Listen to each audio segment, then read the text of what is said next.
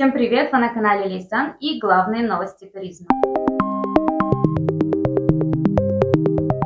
Turkish Airlines до конца года не будет летать в Сочи и Екатеринбург. Причина такого решения не названа. Авиакомпания Turkish Airlines уже традиционно продлила отмену рейсов в Сочи, Екатеринбург, Ростов-на-Дону и Минск. На этот раз ограничения действуют вплоть до конца 2022 года. Соответствующее сообщение размещено на сайте перевозчика. Ссылку оставлю в описании под этим видео. Пассажирам, которые успели купить билеты на вылеты из этих городов, предлагается сдать их или обменять на актуальное предложение авиакомпании. С рейсами в Ростов-на-Дону ситуация понятна. Полеты в аэропорт на неопределенный срок приостановлены по решению Росавиации, то конкретики по другим направлениям, к сожалению, нет.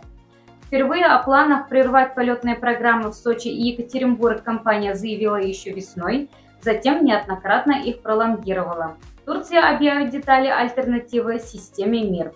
Правительство Турции в ближайшие 2 дня объявит детали платежной системы, разработанной в качестве альтернативы российской системе МИР, сообщила газета Aydınlık. Ранее сообщили, что турецкие государственные банки Халкбанк, Зиратбанк и Вакифбанк решили прекратить использование российской платежной системы МИР.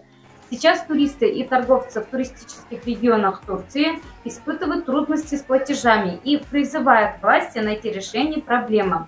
Президент Турции Таyyip Эрдоган в последние дни обсуждал ситуацию с МИРом с экономическими ведомствами. Ранее Эрдоган заявил, что может принять решение по дальнейшему использованию российской карты МИР в Турции. Перед этим обслуживание российских карт МИР прекратили турецкий Ишбанк и Денизбанк.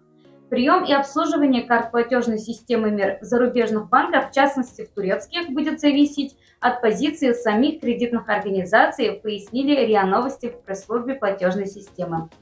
Ну а мы, конечно же, будем следить за последними новостями. Подписывайтесь. До встречи. Пока.